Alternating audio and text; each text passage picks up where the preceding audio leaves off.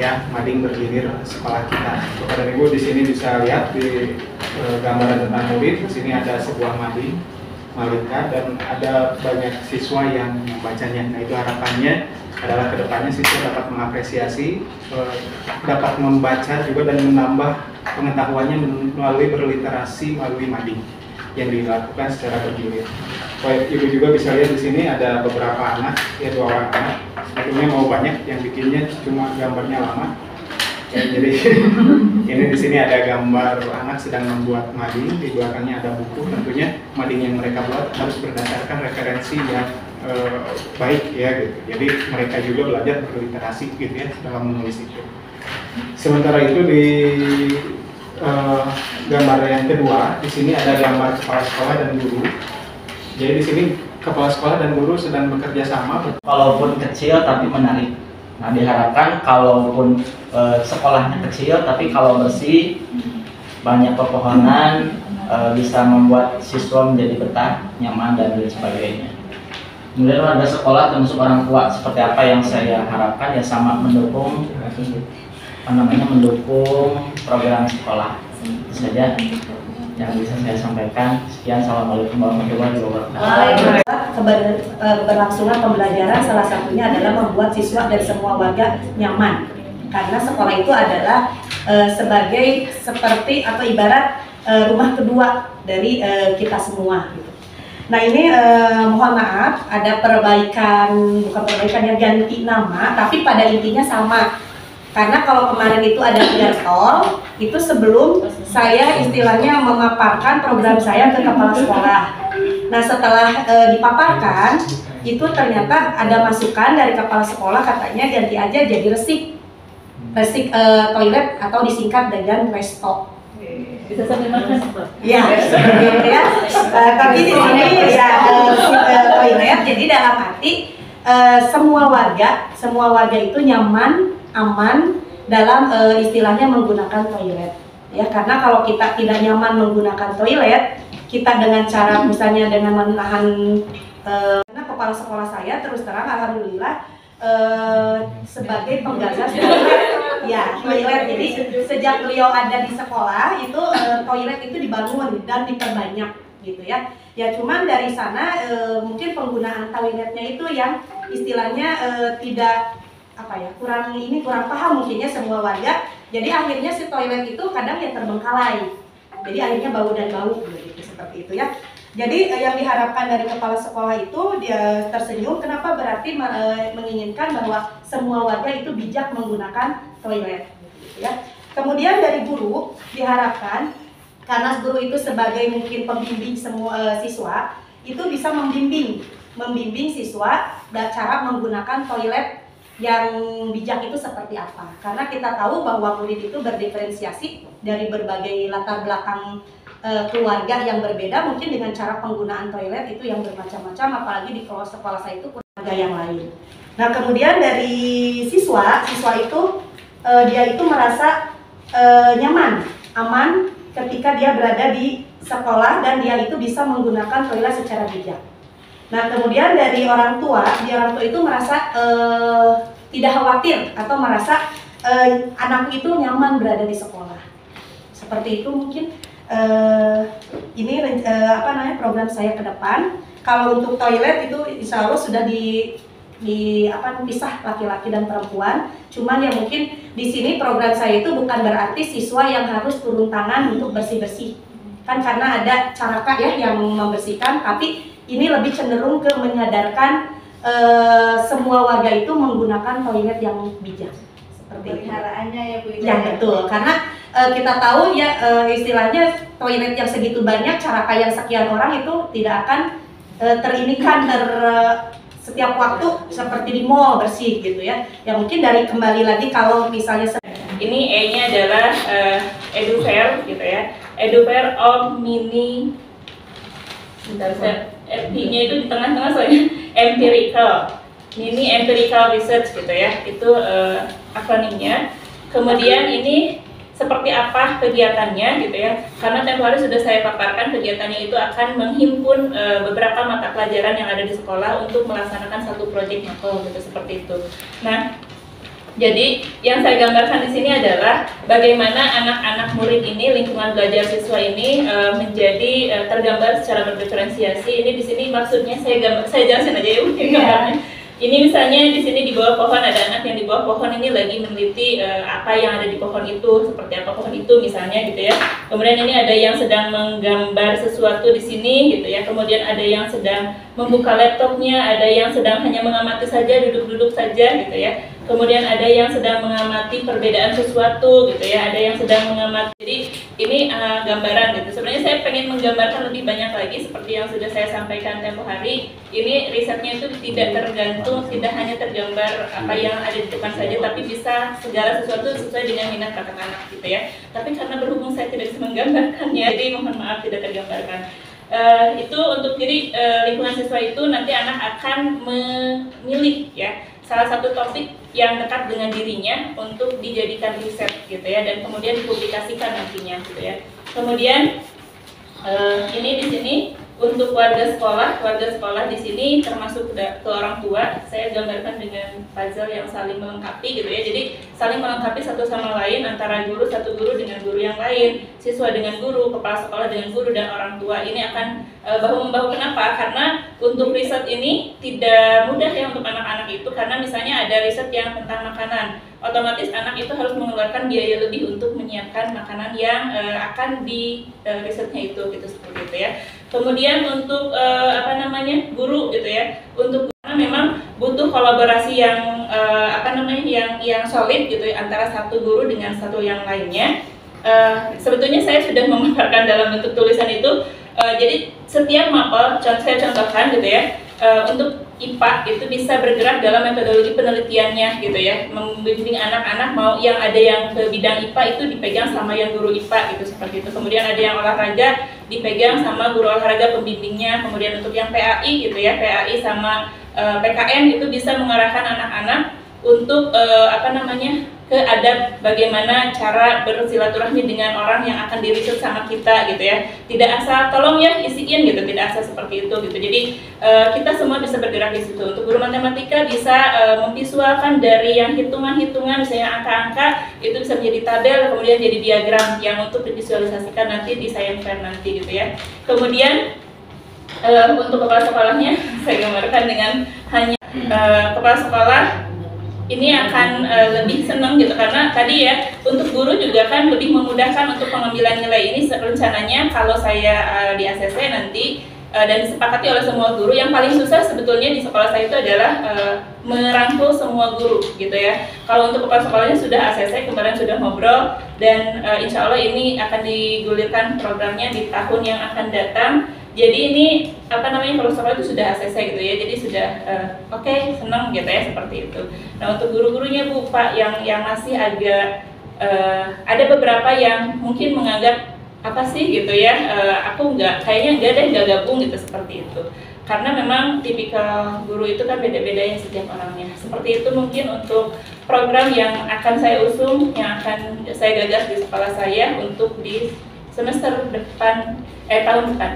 Assalamualaikum warahmatullahi wabarakatuh. Senang gitu. Jangan ketika matematika anak-anak langsung ciut dan takut ya. Nah untuk pertanyaan yang pertama, murid seperti apa yang saya bayangkan nanti untuk 1 tahun ke depan.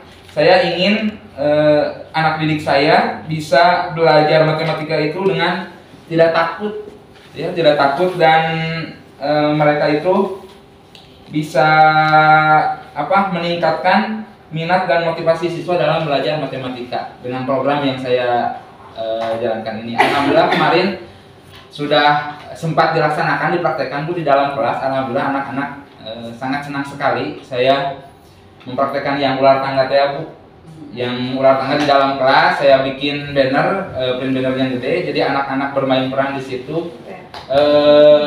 Memakai dadunya itu tidak digocok-gocok Bu, tapi dadunya dilempar ke atas, dilemparkan ke bawah, ada angkanya. Nah kalau angka si anak kan kalau 1 dia diem di posisi 1 di sini, terus 1 itu apakah ganjil atau genap. Jadi itu kan sudah pembelajaran ya. Oh ganjil Pak, kalau ganjil gimana? Kalau ganjil nanti kan saya sudah menyiapkan soal, ada soal yang ganjil dan yang genap. Terus ada lagi misalkan dapat nomor 4, angka 4 itu ganjil atau genap? Genap. Soalnya juga berbeda. Nanti ada pertanyaan. Sekalian menjawab yang Ibu Ida belum dijawab Bu, itu pertanyaan yang kemarin. Sudah lupa. Bisa Bu dalam pelajaran bisa, tapi ketika permainan ular tangga itu gimana kita bikin soalnya itu dari materi yang ingin kita sampaikan, kita sisipkan permainannya gitu, permainan ular tangganya. Jadi untuk menjawab pertanyaan yang pertama di sini, saya ingin membayangkan murid yang jadi tidak takut ya, tidak takut untuk belajar matematika khususnya. Karena anak-anak kebetulan kemarin yang di sekolah saya juga rapot itunya kurang memuaskan, jelek di kualitas pembelajaran ya, kurang bagus. Jadi saya mengambil program ini. Terus yang kedua di sini kepala sekolah dan guru-gurunya akan seperti apa? Mohon maaf ini maksudnya gambar kepala sekolah, tetapi ya jadi saya membayangkan ketika pembelajaran berhasil, kepala sekolah pun akan bangga ya, apalagi melihat rapot mutunya meningkat, yang tadinya misalkan kurang baik menjadi baik. Kepala sekolah pasti akan bangga dengan hasil ya yang kita dapatkan. Terus bagi guru-gurunya akan seperti apa? Guru-gurunya di sini saya membayangkan guru-guru itu bisa senang ya. Gurunya juga senang bisa mengajarkan matematika itu dengan tidak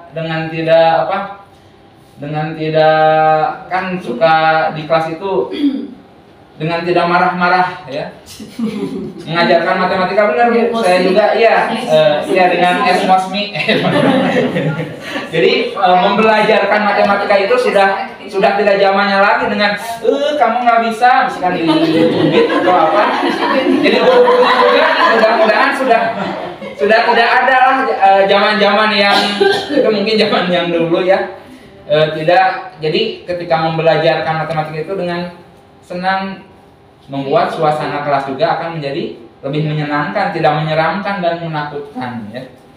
Terus yang ketiga, lingkungan belajar sekolah yang seperti apa? Lingkungan belajar yang menyenangkan. Jadi anak-anak senang untuk belajar matematika khususnya ya dalam hal ini. Gurunya juga dalam mengajarkannya bayangkan adalah murid yang bahagia. Itu pertama. Jadi saya ada gambar hati di sini. Dalam arti bahwa murid itu melakukan segalanya dari hati, kemudian mereka bahagia karena berhubungan dengan literasi digital. Jadi saya mengharapkan anak-anak ini pertama menguasai pembelajaran, tapi mempunyai juga kompetensi untuk literasi digital, baik menggunakan media sosial maupun media elektronik lainnya.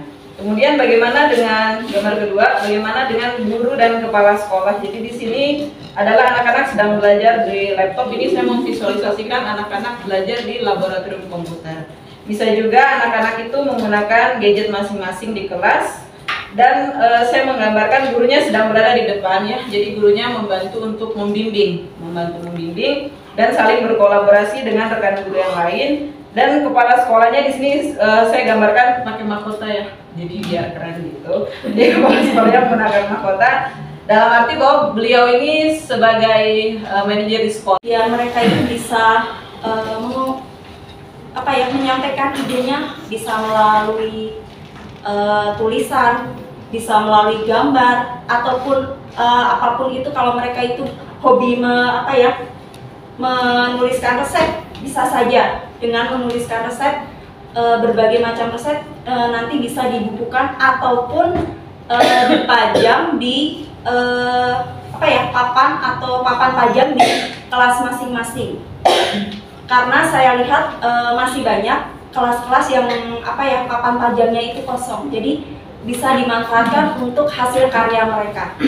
Nah, untuk kepala sekolah dan gurunya saya gambarkan kepala sekolahnya itu selalu tersenyum, karena saya berharap nanti kepala sekolahnya itu bisa memberikan fasilitas ataupun mendukung setiap program yang dilakukan, dan guru-gurunya itu berdiri melingkar, jadi mereka itu bisa berkolaborasi atau kerjasama. Saya untuk menyampaikan tujuan dari program yang saya rencanakan, yaitu Festival Literasi Numerasi Siswa atau FELISA.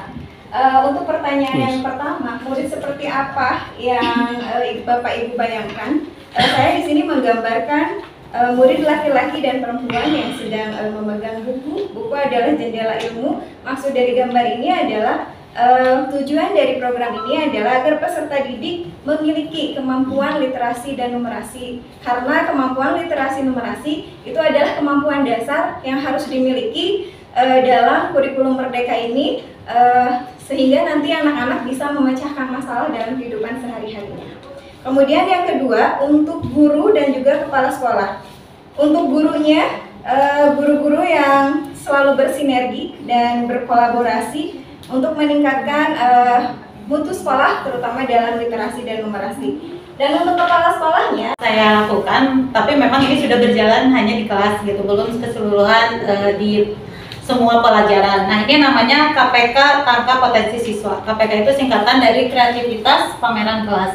Jadi di latar belakangi dari saya itu melihat siswa yang memiliki karya-karya di kelas itu hanya sebatas dinilai udah selesai gitu, awalnya dari situ. Terus selain itu juga di sini saya ingin menggali potensi siswa yang dimiliki setiap anak itu kan berbeda. Jadi saya ingin anak-anak itu nantinya itu berpikir bahwa tidak harus menjadi yang nomor pertama gitu ya, tapi apa yang dimiliki potensinya itu bisa muncul dalam dirinya, sehingga nantinya itu mereka bisa mandiri gitu di kakinya sendiri gitu.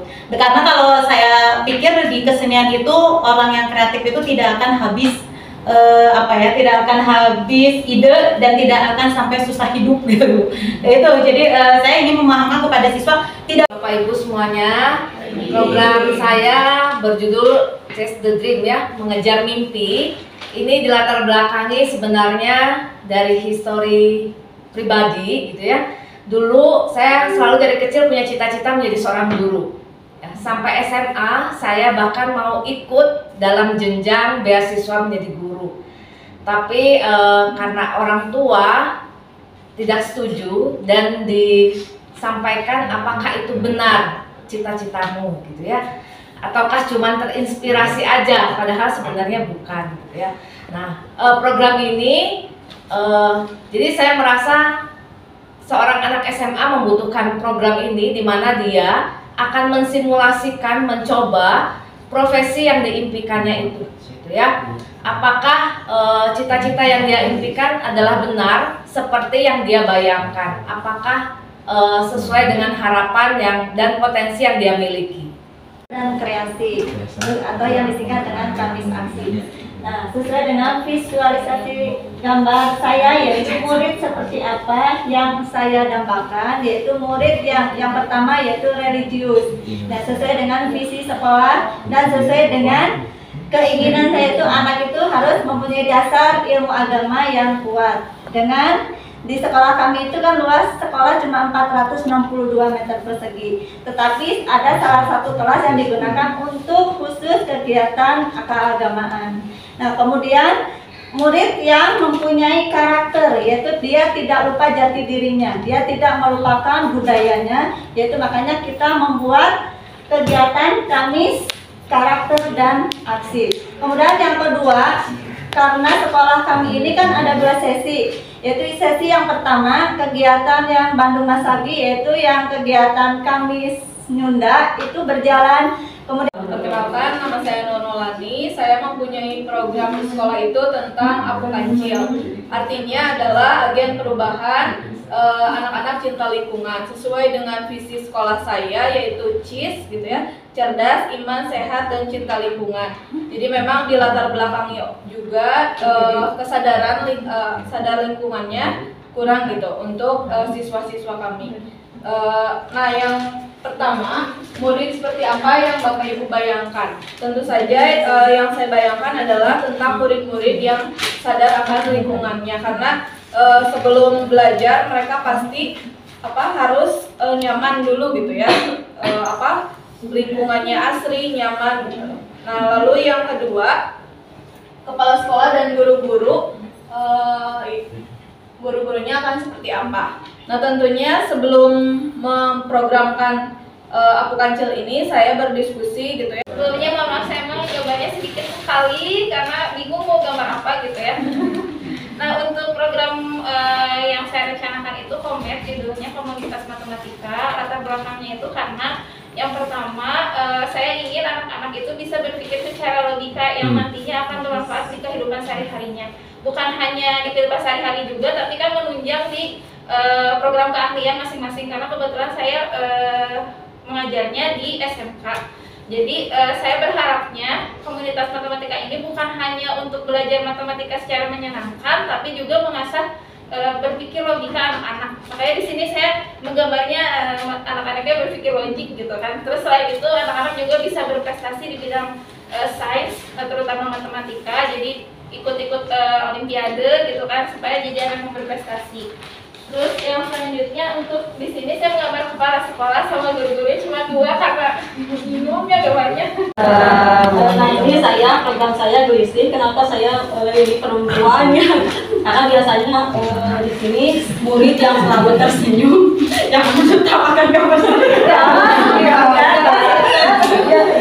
ini kenapa? Karena saya ingin murid yang terlalu tersenyum dan bebas mengekspresikan dirinya berdasarkan minat dan bakat mereka sendiri. Nah ini saya gambarkan seperti ini saja karena saya brains bener. Yang kedua, ini ada lingkungan belajar yang seperti apa? Ini aman, nyaman, dan mengasihkan. Nah ini mengasihkannya karena saya dalam bidang literasi, gerakan menulis asik, makanya di sini lebih ke menulisnya. Bisa saja mereka menulis di pohon, bisa saja mungkin mereka menulis dimanapun yang mereka di pohon atau di ruangan terbuka atau misalkan di kelas-kelas juga itu bisa. Sebelumnya mohon maaf saya emang jawabannya sedikit sekali karena bingung mau gambar apa gitu ya. Nah untuk program yang saya rencanakan itu Komet, judulnya Komunitas Matematika. Latar belakangnya itu karena yang pertama saya ingin anak-anak itu bisa berpikir secara logika yang nantinya akan bermanfaat di kehidupan sehari-harinya. Bukan hanya di kehidupan sehari-hari juga, tapi kan menunjang di program keahlian masing-masing. Karena kebetulan saya mengajarnya di SMK.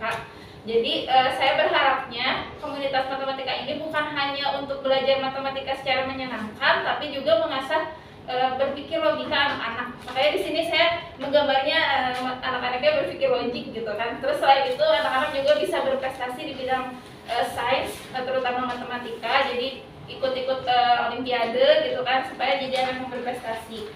Terus yang selanjutnya untuk di sini saya menggambar kepala sekolah sama guru-gurunya cuma 2 karena bingung ya gambarnya. Ibu Bapak gambarkan, tadi sudah disampaikan, dijelaskan dengan begitu detail ya. Berarti tidak ada pertanyaan ya dari teman-teman yang lain, artinya semua yang disampaikan oleh Ibu Bapak sudah dipahami oleh teman-teman yang lain.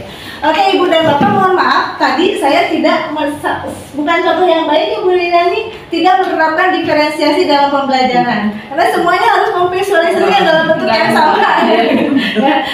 Itu, apakah boleh sesekali kita tidak menerapkan itu dalam pembelajaran? Boleh. Situasional, silakannya dilihat dari Bapak dan Ibu. Tapi saya sendiri pernah menerapkan dari murid kelas 4, dia itu tidak suka dengan yang seni-seni. Tapi ketika ada kelas 4 memilih di kurikulum merdekanya itu seni tari, ya, ternyata ketika anak bertemu dengan guru yang cocok, sampai sekarang Ibu dan Bapak kelas 6 sudah luar biasa sekali, sudah ikut lomba gitu menari, dan dia mamanya juga